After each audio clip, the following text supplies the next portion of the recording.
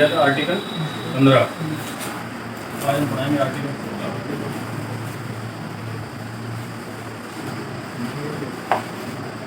Article का मतलब अनुच्छेद 16। ठीक, अनुच्छेद 16 में क्या कहा गया बताओ। अनुच्छेद 16 की अगर बात करें उसमें क्या क्या बोला गया।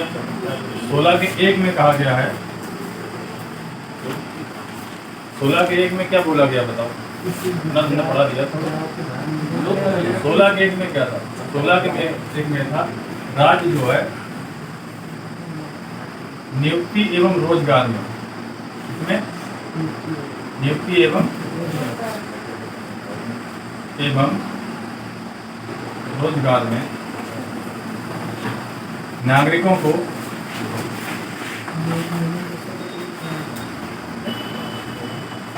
अवसर की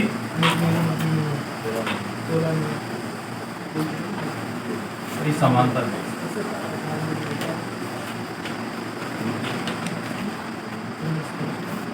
16 के 1 में क्या कहा गया बताओ। 16 के 1 में ये कहा गया है राज्य जो है नियुक्ति एवं रोजगार में नागरिकों को क्या देगा, अवसर की समानता देगा। 16 1 में ये बोला गया। और 16 2 में क्या कहा गया।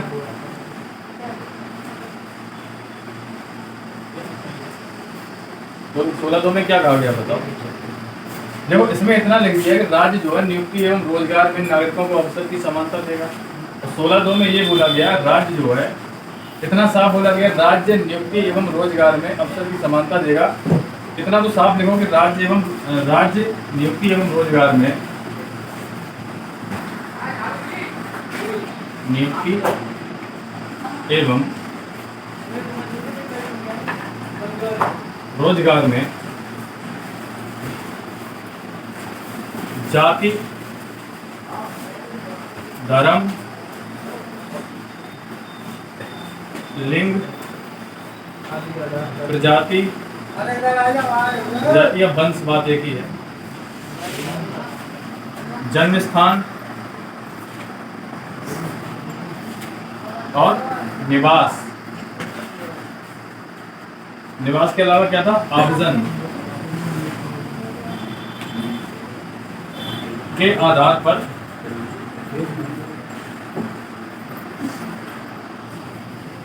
भेदभाव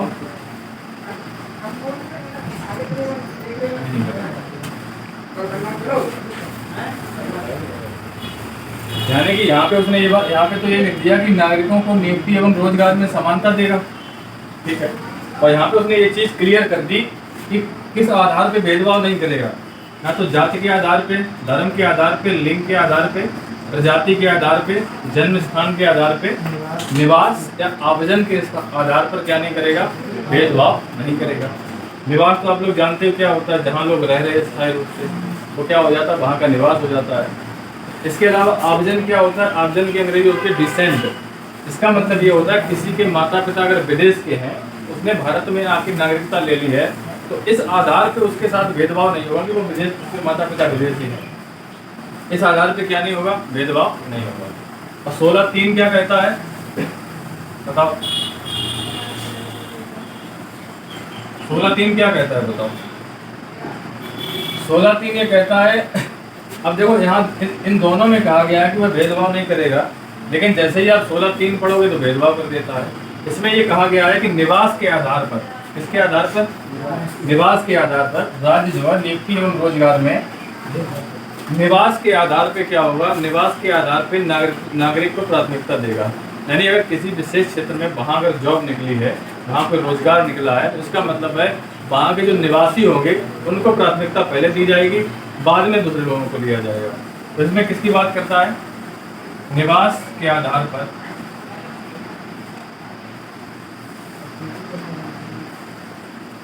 निवास के आधार पर नियुक्ति एवं रोजगार में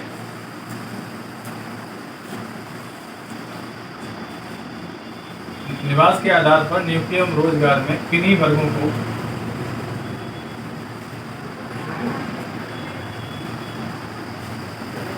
प्राथमिकता।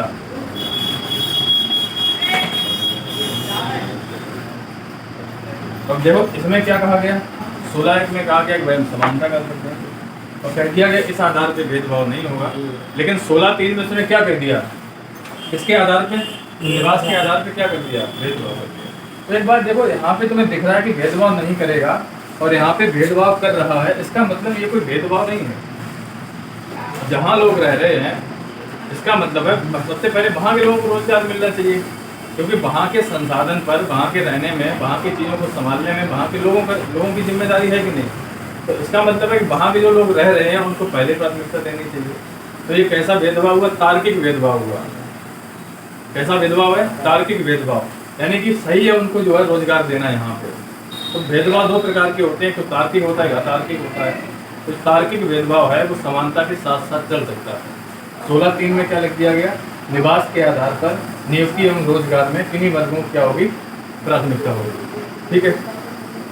इसके अलावा 16(4) में क्या लिखा बताओ,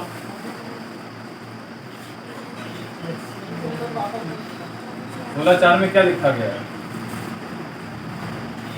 16(4) में ये लिखा गया है, राज्य नियुक्ति एवं रोजगार में अन्य पिछड़ा वर्ग को, किसकी बात कही है, अन्य पिछड़ा वर्ग को आरक्षण देगा। क्या देगा, अन्य पिछड़ा वर्ग को क्या देगा, आरक्षण देगा। इसमें कहा गया 16(4) में ये चीज लिखी गई, यानी ओबीसी की बात जो कहाँ कही गई है, अन्य पिछड़ा वर्ग मतलब अदर बैकवर्ड क्लास, कहाँ कही गई है, 16(4) में कही गई है। ओबीसी की बात कहाँ लिखी है, 16(4) में लिखी है। ठीक है। इसके अलावा हमने क्या बताया था, 16(5) में क्या बताया था, बताओ किसी को याद है।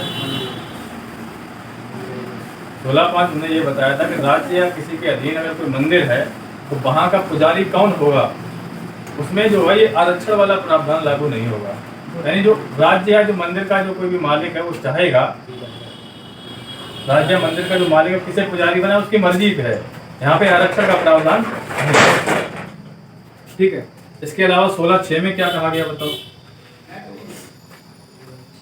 16(6) को जोड़ा गया है, 103वां संविधान संशोधन था, तो ये कब हुआ, 2019 में 103वां संविधान संशोधन करके 2019 में जोड़ दिया गया। इसमें ये बोल दिया गया कि राज्य जो है नियुक्ति एवं रोजगार में जो आर्थिक रूप से पिछड़े लोग हैं, आर्थिक